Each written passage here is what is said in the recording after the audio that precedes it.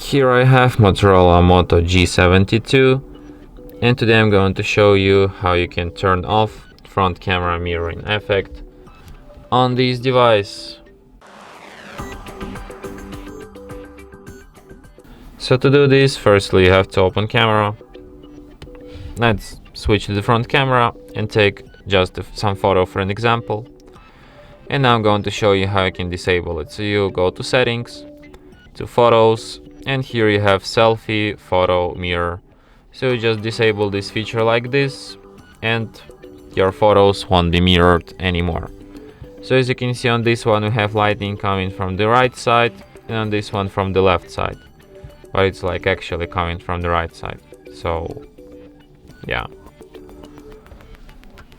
And that's it. Thanks for watching.